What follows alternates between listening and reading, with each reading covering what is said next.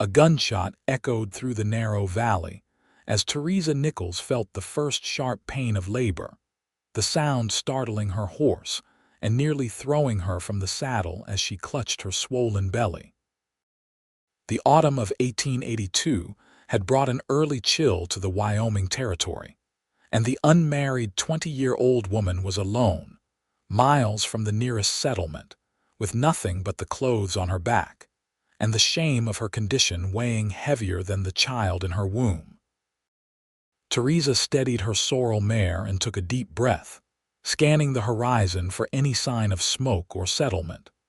Her time had come sooner than expected, and though she'd planned to be far away from Opal before the baby arrived, fate had other designs.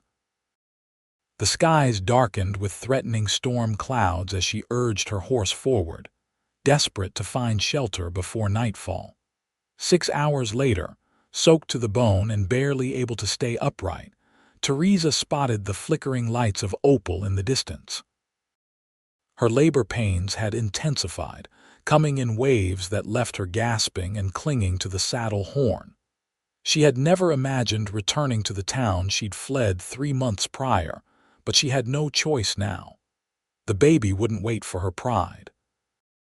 The main street was mostly deserted when she arrived, rain having driven most indoors. Theresa guided her exhausted horse toward the only place she knew might help her, the home of Mrs. Hartman, the town's midwife. Her hands trembled as she dismounted, almost collapsing as another contraction seized her body.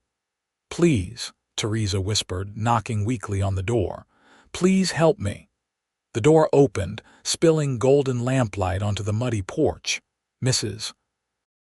Hartman's face, usually kind and welcoming, hardened when she recognized the young woman standing before her. "Theresa Nichols," the older woman said coldly. "I heard you'd left town." "I need help," Theresa gasped, clutching her belly. "The baby's coming, Mrs." Hartman's gaze traveled from Theresa's face to her swollen middle.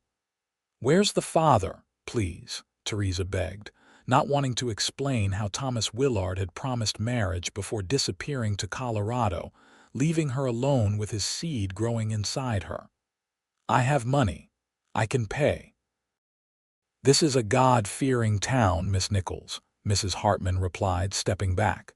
"I don't assist women in your condition. Unwed mothers bring shame upon themselves. You made your choices. But the baby, try Pine Ridge, 20 miles west.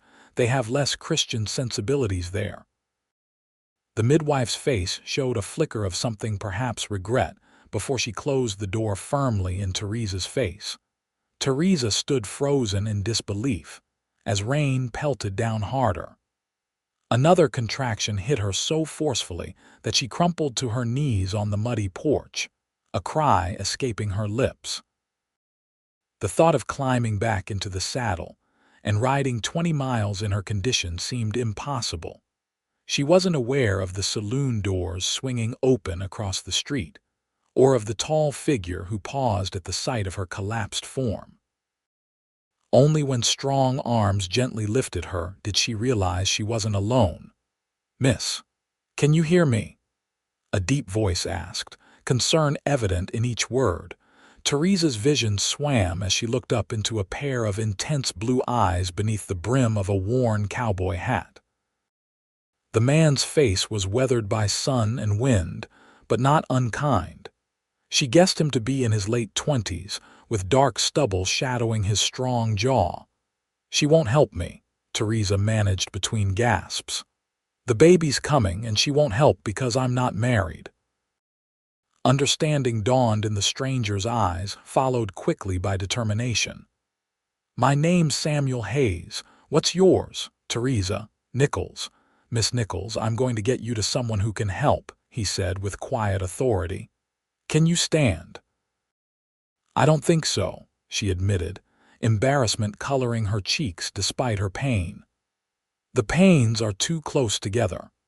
Without hesitation, Samuel scooped her into his arms and carried her toward the hitching post where a powerful black gelding stood. "This is midnight," he explained, somehow managing to keep his voice steady and reassuring. "He's the fastest horse in 3 counties. We'll get you to Pine Ridge." 20 miles, Theresa whispered, another contraction making her clutch his shirt. "It's too far." "Not for midnight," Samuel replied, somehow managing to mount while still holding her securely. He positioned her sideways across his lap, supporting her back with one strong arm. "And not for me. Hold on, Miss Nichols. I promise I'll get you there in time." The rain continued to pour as they thundered out of Opal, midnight's powerful strides eating up the muddy trail. Theresa felt consciousness slipping in and out as the pain intensified. She was vaguely aware of Samuel talking to her, urging her to stay awake, to hold on just a little longer. "Why are you helping me?" she asked during a brief reprieve from the contractions. "You don't even know me." Samuel adjusted his grip, making sure she was secure before answering. "My sister was in your position 5 years ago. Nobody would help her." His voice tightened. "I wasn't there when she needed me. I won't make that mistake again." "What happened to her?" Theresa asked, though part of her feared the answer. "She died," he said simply, the pain evident despite his controlled tone. "Her and the baby both." Theresa felt tears mixing with the raindrops on her face. "I'm sorry." "Save your strength," he replied, urging midnight faster. "We've got a long ride ahead." The journey was a blur of pain, rain, and Samuel's steady voice keeping her anchored to consciousness. He told her about his ranch 10 miles outside of Opal, about the cattle he was raising, about his plans to build a proper house instead of the cabin he currently called home. Whether he was talking to distract her from the pain or himself from worry, Theresa didn't know, but she clung to his words like a lifeline. Night had fully descended, making the trail treacherous. Several times, Midnight stumbled on the slick ground, but Samuel's expert horsemanship kept them upright. The rain eventually stopped, but the cold intensified and Theresa began to shiver uncontrollably. "Here," Samuel said, somehow managing to remove his coat while still supporting her. He wrapped it around her trembling form. "We're making good time. Hold on a little longer." "The baby won't wait," Theresa gasped, feeling a new pressure building. "It's coming soon." Samuel's jaw tightened. "Then we'll go faster." He urged Midnight to an even more punishing pace, and Theresa marveled at both horse and rider's endurance. The black gelding seemed to understand the urgency, his powerful legs propelling them through the darkness with unflagging determination. After what seemed like an eternity, lights appeared in the distance. Pine Ridge was a smaller settlement than Opal, little more than a trading post, a few businesses and scattered homes. Samuel rode straight to the largest building, which Theresa could see was marked Dr. Marshall on a simple wooden sign. "Thank God," Samuel murmured, relief evident in his voice. He dismounted carefully, still holding Theresa, and strode to the door, kicking it repeatedly since his arms were full. The door swung open to reveal an older man with spectacles and rumpled clothing, clearly awakened from sleep. "What in tarnation? This woman needs help," Samuel interrupted. "She's in labor." The doctor's eyes widened as he took in Theresa's condition, but unlike Mrs. Hartman, he immediately stepped aside. "Bring her in, quickly." Samuel carried her into a small examination room, laying her gently on a bed. "She's been having pains for hours," he explained. "We rode from Opal." "Opal?" The doctor looked astonished. "In this weather, that's 20 miles." "The midwife there wouldn't help her," Samuel explained, his voice tight with controlled anger, "because she's unwed." Dr. Marshall's face darkened momentarily before he turned his attention fully to Theresa. "Well, young lady, you're in the right place now.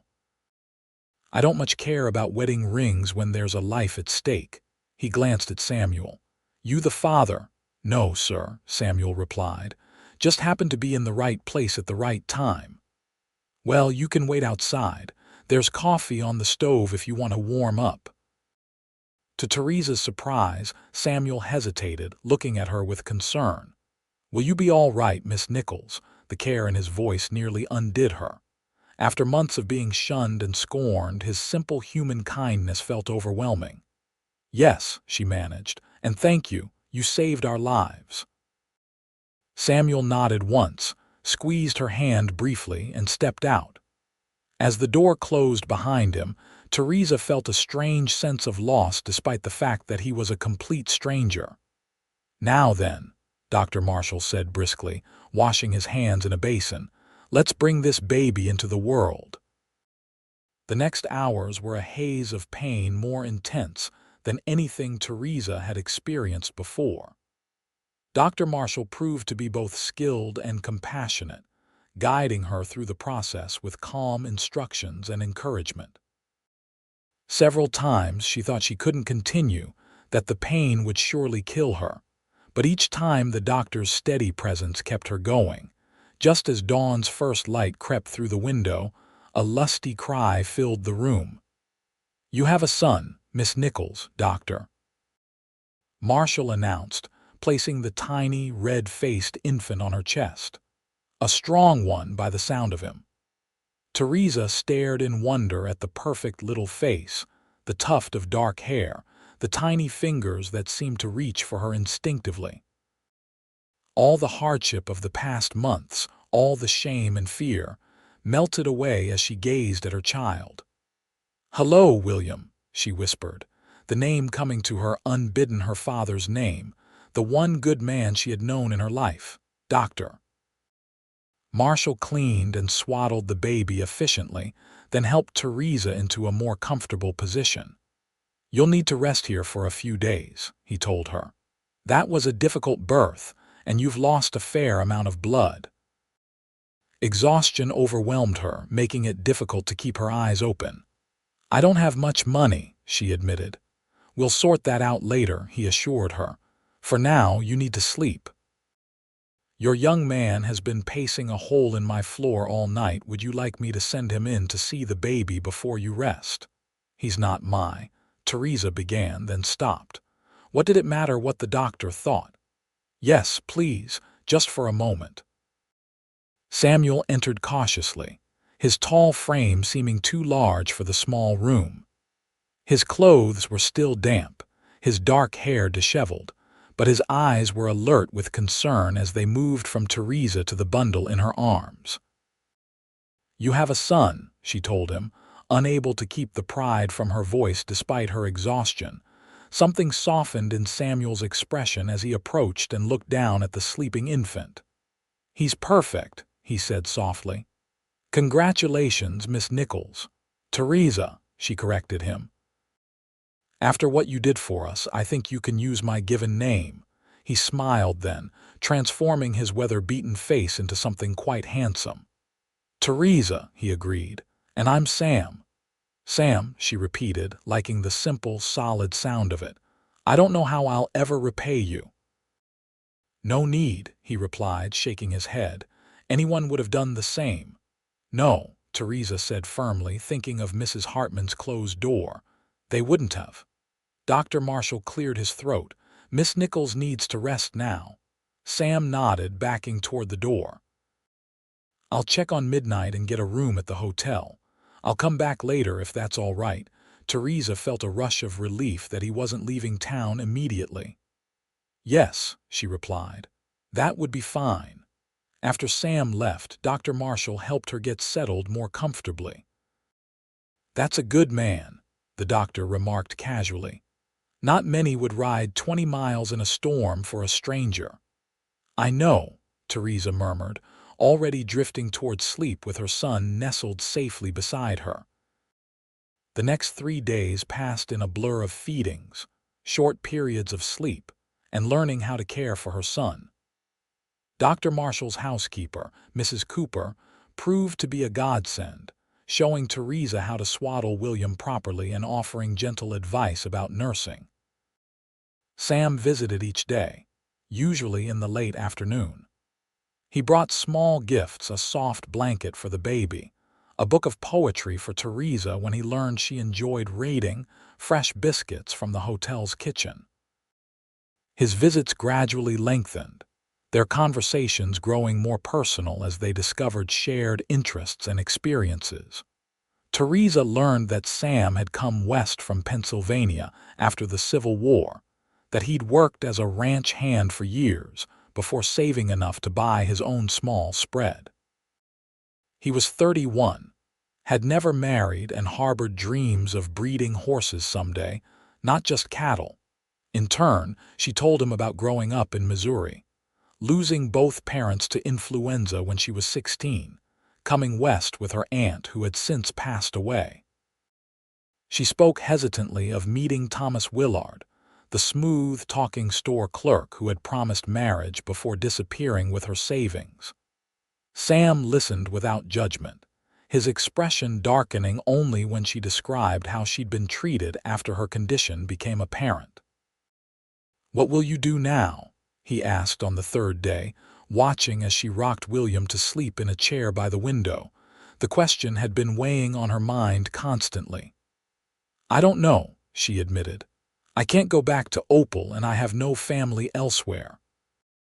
She had been working as a seamstress before her pregnancy began to show, but finding such work with a newborn would be difficult, especially given her marital status. "I've been thinking," Sam said carefully, looking down at his hat, which he was turning slowly in his hands. "My ranch needs a lot of work. The cabin's simple but sound, and there's a good spring nearby. It's not much, but—" He paused, seeming to gather his courage. "I could use help with cooking and keeping the place in order. There's a small room that would suit you and William." Theresa stared at him, unsure if she understood correctly.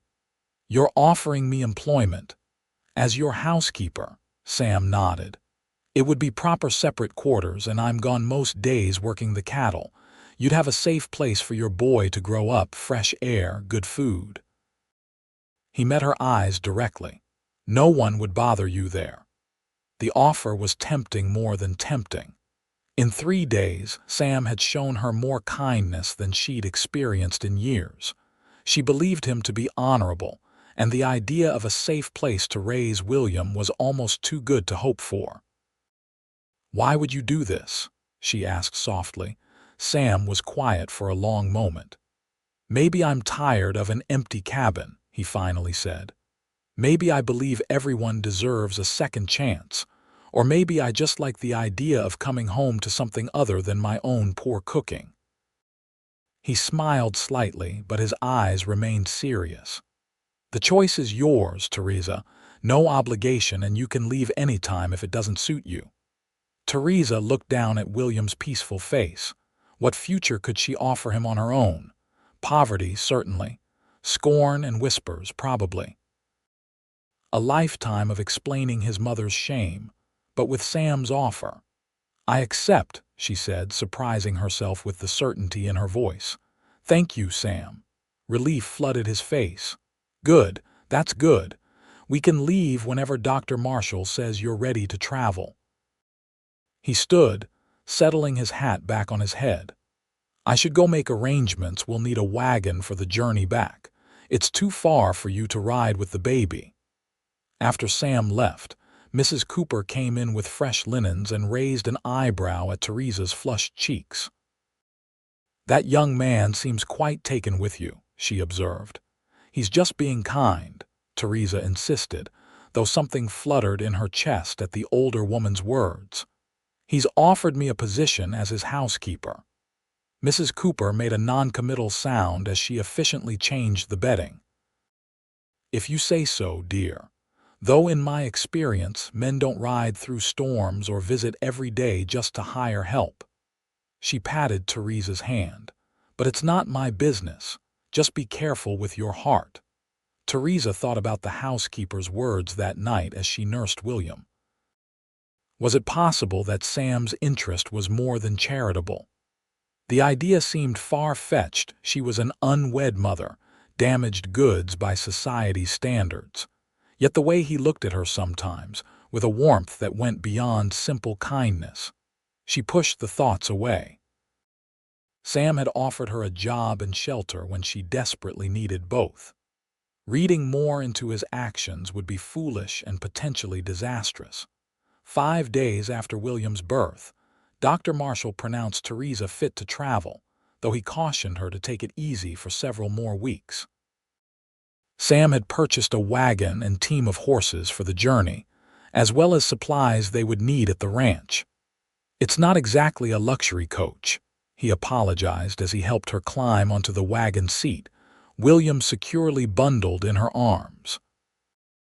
"But I've padded it as best I could with blankets and hay." The journey back to Opal took most of the day. Sam was careful to drive slowly, avoiding ruts and bumps that might jostle Theresa or the baby. They skirted widely around the town itself, Sam explaining that his ranch lay to the northwest, closer to the mountains. "I don't want to subject you to any gossip," he explained when Theresa questioned the detour. "Word travels fast in these parts, and while it's no one's business, I'd rather not have people talking before you've even settled in." His consideration touched her deeply. Thomas had never shown such awareness of her feelings or reputation. As the sun began its descent, they crested a small rise, and Sam pulled the wagon to a halt. "There it is," he said, gesturing toward the valley below. "It's not much to look at yet, but it's good land." Theresa followed his gaze to a neat cabin nestled against a stand of pines. A small creek glittered in the late afternoon sun, and a corral held several horses. Beyond, she could see cattle grazing in fenced pastures that stretched toward distant hills. It wasn't grand, but there was something deeply appealing about the setting, a sense of possibility, of room to grow. "It's beautiful," she said honestly. Sam looked pleased. "The cabin was already here when I bought the place 3 years ago, but I've added to it. There's a proper stove now and glass windows instead of oilskin." He flicked the reins and the horses started down the slope. "The roof doesn't leak, which is more than most can say." As they drew closer, Theresa could see that while modest, the cabin was indeed well maintained. A covered porch wrapped around 2 sides, and smoke curled from the stone chimney, suggesting Sam had arranged for someone to prepare for their arrival. Her suspicions were confirmed when the door opened and an older man stepped out, raising a hand in greeting. "That's Ezra Johnson," Sam explained. "He helps me with the cattle sometimes. His wife Sarah has been looking after the place while I was gone, probably left us a hot meal." The welcome scent of stew greeted them when Sam helped Theresa into the cabin. It was simple but clean, with a main room that served as both kitchen and living area. A crude table with 4 chairs sat near the cook stove, and a comfortable-looking armchair was positioned by the fireplace. Shelves held books, surprising Theresa. She hadn't expected a rancher to be a reader. "Your room is through there," Sam said, nodding toward a door at the back of the main room. "Mine's the loft." He pointed to a ladder leading to a space under the peaked roof. "I'll get your things while you look around." Theresa's room was small but pleasant, with a narrow bed, a chest of drawers, and a rocking chair placed near a window that overlooked the creek. Someone Sarah, she presumed, had placed wildflowers in a jar on the windowsill and turned down the bed. Most surprising was a small cradle beside the bed, crafted of polished wood and lined with a soft blanket.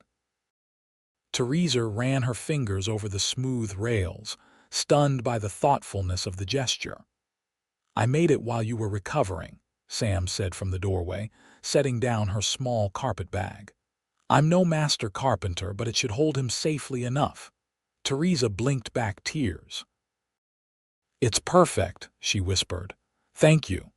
Sam looked embarrassed by her emotion. "It's nothing. Just seemed like the boy would need a proper place to sleep." He cleared his throat. "I'll let you get settled. Come out when you're hungry. Sarah's venison stew is worth writing home about." The first week at the ranch fell into a surprising rhythm. Sam was up before dawn each day, tending to the horses and cattle. He would return mid-morning for a quick breakfast, then be out again until dusk. Theresa gradually took over the cooking and household tasks, finding satisfaction in creating order and comfort in the cabin. William thrived in the clean mountain air, growing stronger daily. To Theresa's relief, he was an easy baby, content to sleep in his cradle or watch the world from a blanket on the floor while she worked. In the evenings, after supper, they would sit by the fire. Sometimes Sam would read aloud. He had an unexpected collection of novels and poetry that had been his mother's. Other times they would simply talk, sharing stories and ideas as William dozed in Theresa's arms. It was during one such evening, nearly 2 weeks after their arrival, that Theresa finally gathered the courage to ask a question that had been troubling her. "Sam," she began hesitantly, "aren't you concerned about what people will think? A single man with an unwed mother living in his home." Sam looked up from the book he'd been reading, his expression thoughtful. "People will talk no matter what we do," he said finally. "But my nearest neighbors are 5 miles away, and I've never much cared for gossip."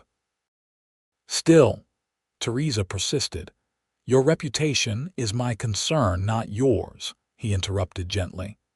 "Besides, most folks around here know I need help with the place. It's not unusual for a rancher to hire a housekeeper." Theresa wasn't entirely convinced, but she let the matter drop. Whatever people might think, the arrangement was working well for both of them. Sam's cabin was becoming a home and William was thriving. For now, that was enough. As autumn deepened toward winter, the routine of ranch life became increasingly comfortable. Theresa expanded her duties, planting a small kitchen garden and preserving vegetables for the cold months ahead. Sam taught her to ride again. She had been an accomplished horsewoman in her youth, but had fallen out of practice. Soon, she was able to help with some of the lighter ranch work, checking fences and bringing lunch to Sam when he was working far from the cabin. William grew rapidly, his serious dark eyes taking in the world with what seemed like precocious interest. Sam was surprisingly good with the baby, fashioning toys from wood scraps and speaking to him as if he could understand every word. More than once, Theresa came upon them with William nestled in Sam's strong arms, the big man telling elaborate stories about the horses or pointing out birds through the window. The first snow came in late November, transforming the landscape into a glittering wonderland overnight. Theresa woke to find Sam already outside, clearing paths to the barn and corrals. When he came in for breakfast, his cheeks ruddy with cold and exertion, she felt a rush of something that went beyond simple gratitude or friendship.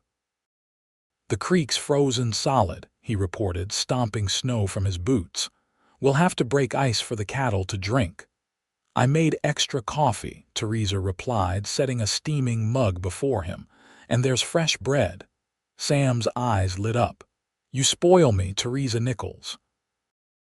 "Hardly," she countered, but she was pleased by his appreciation. "It's the least I can do after all you've done for us." Sam's expression grew serious as he wrapped his hands around the warm mug. "You do far more than keep house, you know. This place was just shelter before. Now it's a home." The simple words warmed her more than any fire could. Impulsively, she reached across the table and squeezed his hand. "Thank you for bringing us here." Something flickered in Sam's eyes, a hunger that had nothing to do with food, before he carefully withdrew his hand and focused on his breakfast. "Best eat while it's hot," he said, his voice slightly rougher than usual. That night, after William was asleep and Sam had gone up to his loft, Theresa lay awake thinking about that moment at the breakfast table. The look in his eyes had been unmistakable, and if she was honest with herself, she had been feeling a growing attraction to him as well. But was it wise? She had made one catastrophic mistake with Thomas, believing his pretty words and promises. Sam was different. His actions spoke louder than any declarations, but the risk of misreading the situation terrified her. If she was wrong, if he didn't share her feelings, she could lose not only her home but also the first true friendship she had known in years. Winter deepened, bringing shorter days and longer nights. The cabin became a cozy haven against the howling blizzards that occasionally swept down from the mountains. Sam added more shelves for Theresa's preserves and built a small shed attached to the cabin where they could store firewood without going out into the worst weather. Christmas approached, and Theresa found herself wanting to make the holiday special. She saved eggs and butter to make cookies, and secretly sewed a new shirt for Sam from fabric she had brought from Opal. For William, now nearly 3 months old and beginning to smile, she fashioned a soft toy horse from scraps of leather and wool. On Christmas Eve, she was surprised when Sam returned from town with packages wrapped in brown paper and tied with string. "Just a few things," he said gruffly when she exclaimed over them. "Nothing much." That night, after a simple but festive dinner, they exchanged gifts by firelight. Sam seemed genuinely touched by the shirt, running his fingers over the even stitching with appreciation. "This is fine work, Theresa. I've never had anything so well made."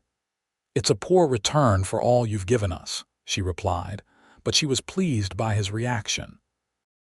"Open yours now," he urged, passing her a small package. Inside, Theresa found a beautiful blue woolen shawl, softer than any she had ever touched. "Sam," she breathed, wrapping it around her shoulders. "It's lovely." "It matches your eyes," he said simply. Then, seeming embarrassed by the personal observation, he quickly handed her another package. "This one's for William." The baby, awake and alert in his cradle, seemed to watch with interest as Theresa unwrapped a hand-carved wooden horse, beautifully detailed right down to the flowing mane and tail. "I thought he might like it when he's a bit older," Sam explained. "Every boy should have a horse, even if it's just a wooden one to start." Theresa looked from the toy to Sam's earnest face, and something inside her shifted. This man, who owed her nothing, had not only saved her life and her child's, but had brought them into his home and his heart. Whatever his feelings might be, whatever risks she might face, she could no longer deny her own heart. "Sam," she said softly, "would you come sit beside me?" Looking somewhat puzzled, he moved from his chair to join her on the small sofa. William made a cooing sound from his cradle, as if encouraging this development. "I've been wanting to talk to you," Theresa began, clutching the shawl around her shoulders for courage. "About us, about what's happening here." Sam went very still, his expression cautious. "What do you mean?" "I mean that I came here as your employee, but something has changed." She took a deep breath. "At least for me it has." Hope flickered in Sam's eyes, quickly banked. "Theresa, you don't owe me anything beyond what we agreed to." "This isn't about owing," she insisted. "It's about feeling." Her courage nearly failed her, but she pressed on. "I care for you, Sam, more than I should, perhaps, given my circumstances." Sam's hand moved to cover hers, warm and calloused. "Your circumstances," he repeated slowly. "You mean William, yes.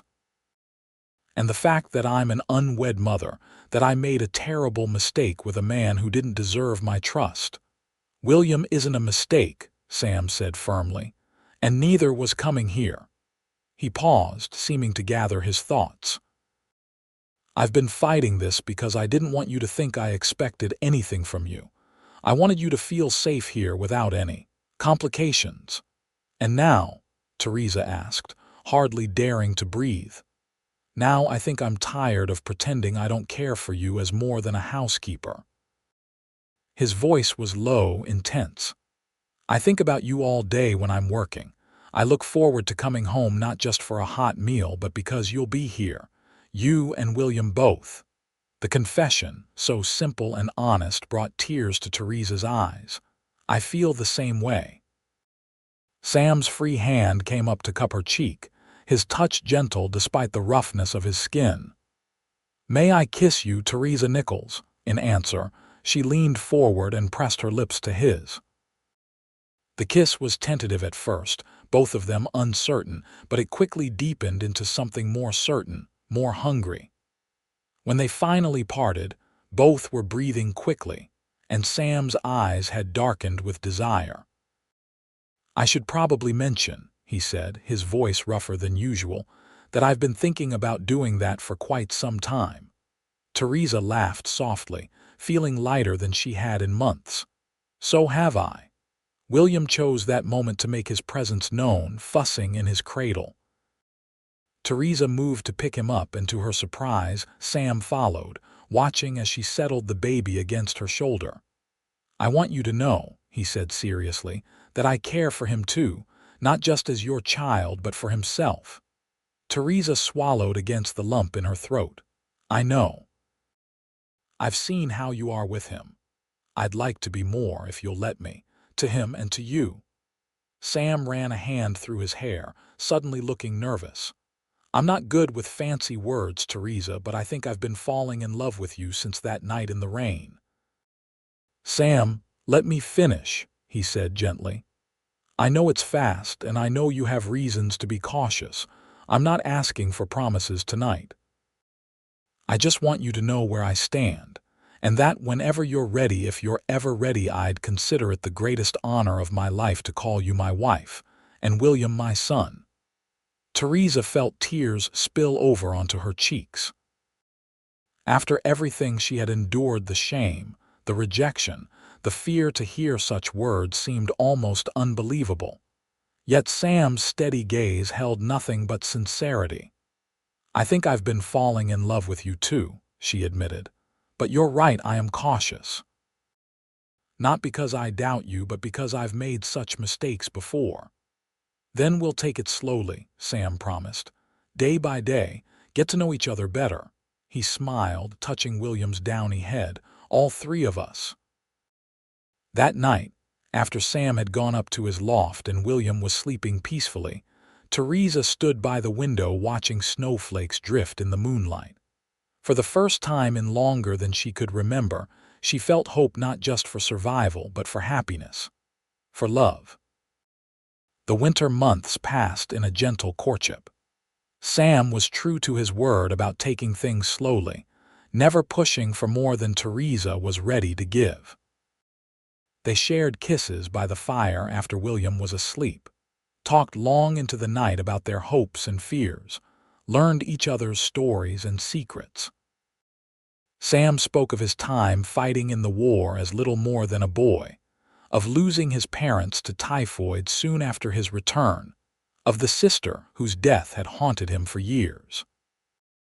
Theresa told him about her childhood in Missouri, about her dreams of becoming a teacher before circumstances forced her westward, about her fear that William would suffer for her mistakes. "He'll never suffer for anything as long as I have breath in my body," Sam vowed one night, holding her close as they watched the snow fall. "Neither will you." As winter began to loosen its grip on the land, changes came to the cabin.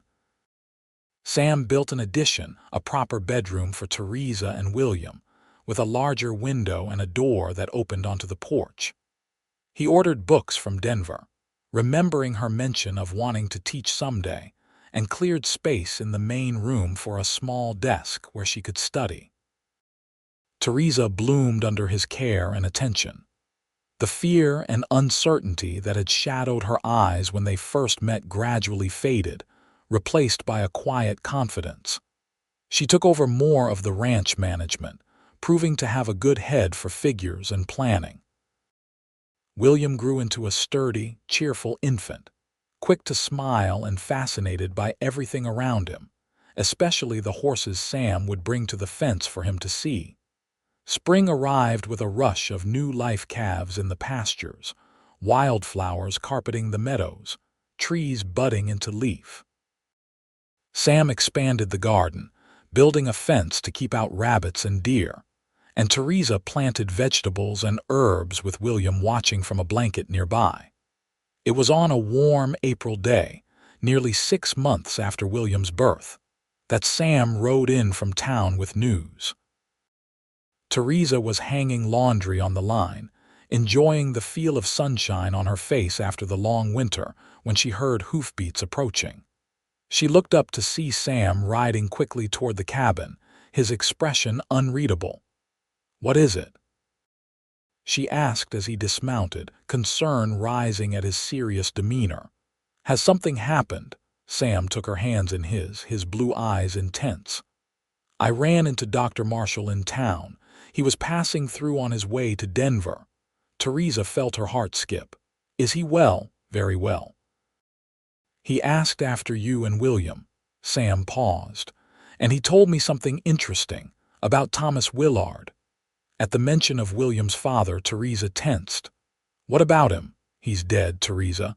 Killed in a mining accident in Colorado 6 months ago." The news hit her like a physical blow. Not from grief, whatever feelings she had once had for Thomas were long gone, but from shock. "Are you certain?" Sam nodded. "Dr. Marshall saw the death notice in a Denver paper and remembered the name from when you were in his care. He even made inquiries to be sure." Theresa sank onto a nearby bench, trying to process this information. Thomas was dead, had been dead even before William was born. She felt a complicated mix of emotions: relief that she would never have to fear him returning to claim her or her son, sadness that William would never know his natural father, and a strange sense of liberation. Sam sat beside her, his arm going around her shoulders. "I'm sorry if this upsets you." "No," she said quickly. "I'm not upset exactly, just surprised." She looked up at him. "Why did you ride so quickly to tell me this?" A slow smile spread across Sam's face. "Because it changes things, Theresa, for us." "How so?" "It means that if you wanted to marry, there would be no legal complications. No husband who might return to challenge it." Theresa's breath caught. "Are you asking me to marry you, Samuel Hayes?" "I've been wanting to ask for months," he admitted.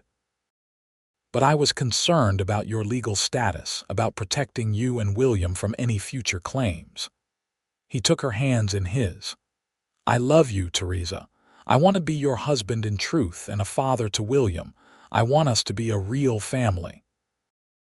Joy rose in Theresa's chest, so intense it was almost painful. "Yes," she said simply. "Yes, I'll marry you." Sam's face lit with happiness, and he pulled her into a kiss that left her breathless. When they finally parted, he pressed his forehead to hers. "I promise you'll never regret this." "I know," she replied, and she did. In all the months they had known each other, Sam had never given her reason to doubt his word or his heart.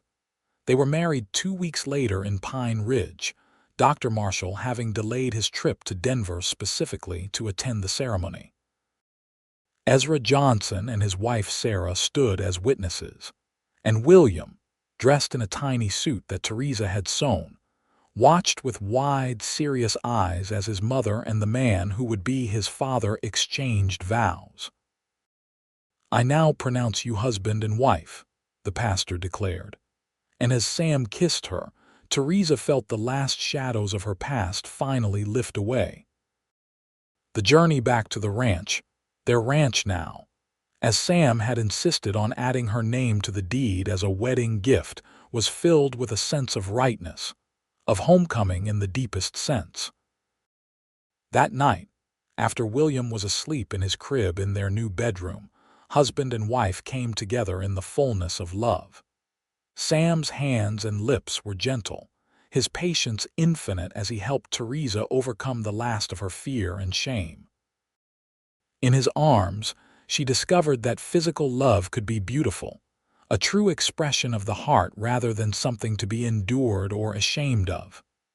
"I love you, Mrs. Hayes," Sam whispered in the darkness, holding her close against his heart.